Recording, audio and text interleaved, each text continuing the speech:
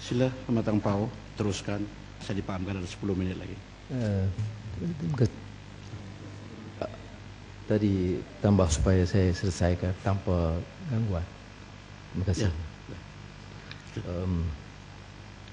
Saya sentuh Tan Sri Ketua dalam apa yang kita anggap ketimpangan belanjawan ini atau bajet yang dibentangkan oleh Perdana Menteri ialah kerana tidak menjurus kepada membetulkan kelemahan-kelemahan struktur.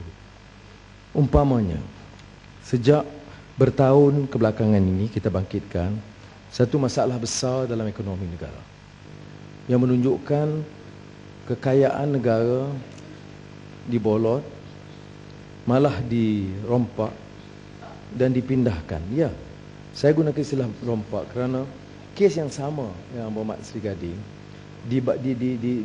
berbangkit di India, dan di India disebut The Great Indian Robbery. Kes sama, iaitu berdasarkan laporan illicit financial flows from India. Di sini ialah Global Financial Integrity Report yang sama tentang illicit financial flow from Malaysia. Dan jumlahnya dari Malaysia ialah 927 bilion ringgit dari 2000 sehingga 2008. Laporan terakhir 2009 menunjukkan pengaliran dana keluar dari Malaysia tanpa rekod. Dan illicit funds ini ditafsirkan sama ada wang rasuah, wang penipuan, wang lari cukai yang disebut dianggarkan 150 bilion ringgit 2009. Menteri Keuangan menjawab bahawa Bank Negara sedang kaji. Kita tanya, mana laporannya? Jawapan Timbalan Menteri lepas itu mengatakan ada tengkuasa yang mengawal mengikut Money Services Business Act 2011 dan Anti-Money Laundering Act 2001. Soalnya penguatkuasaan. Malaysia menandatangani UN Convention Against Corruption dan dalam artikel 14 menuntut kita memberikan penjelasan dan bertindak. Di India ada tindakan yang lebih keras dan saya tertarik mengatakan apa yang disebut oleh Supreme Court, Mahkamah Tertinggi India dalam kes ini. Bila dia lihat laporan penipuan ini, JFI, di Malaysia media tutup sama sekali. Itu sebabnya maka media bebas itu amat perlu. 900 bilion ringgit keluar dari negara, itu tidak dianggap besar. Dan di Malaysia, di India, bila sampai ke Mahkamah Persekutuan, Mahkamah Tertinggi, Supreme Court, dengan izin, it is a pure and simple theft of the national money. We are talking about mind-boggling crime. We are not on the niceties of various treaties. Dia menegur keras pihak pendakwa kerana cuba melindungi beberapa fakta. Tan Sri Ketua, apa kaitan dengan bajet yang dibentangkan? Ialah jumlah wang dan dana yang besar yang dipindahkan. Tentunya bukan guru, bukan polis biasa dan bukan rakyat biasa yang boleh pindah, bukan peneroka yang boleh pindahkan berbilion keluar. Mesti golongan atasan yang rapat dengan penguasa. Dan inilah sebabnya mengapa tidak ada kajian sampai sekarang. Dan selagi ini tidak dibetulkan, ketimpangan sistem ekonomi masih berlaku, hutang membengkak dan harga barang akan meningkat. Ketirisan berlaku menyebabkan bantuan atau insentif yang sepatutnya sampai kepada golongan atau kumpulan sasaran dicuri di tengah jalan. Jika RM5,000 diperuntukkan sebagai bantuan permulaan perniagaan, RM2,000 atau RM3,000 sampai. Apa bukti dia?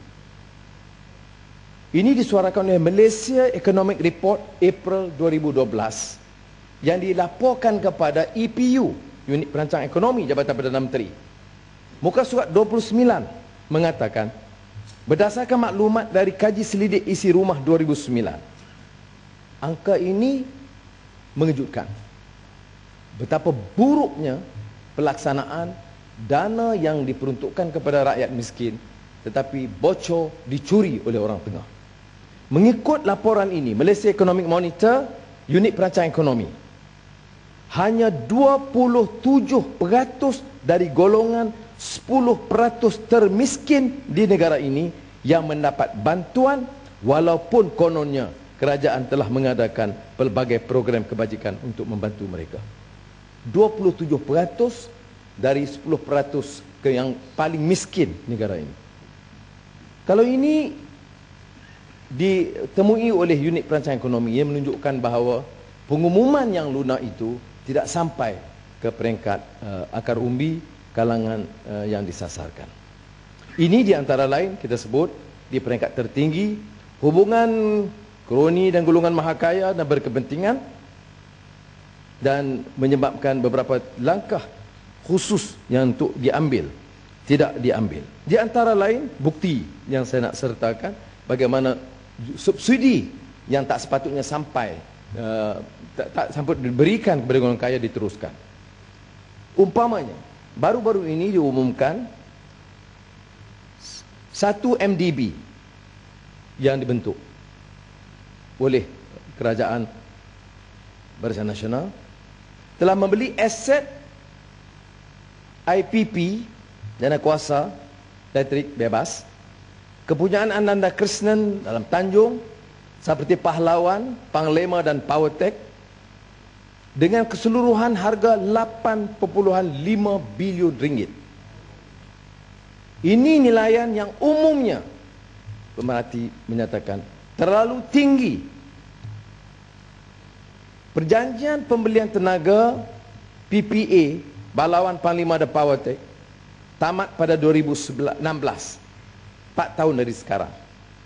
Nilainya sepatutnya lebih jatuh, lebih rendah. Dianggarkan oleh kebanyakan pemerhati di antara 4 sehingga 5 bilion ringgit. Tapi kita bayar 8.5 bilion ringgit kepada Ananda Krishnan.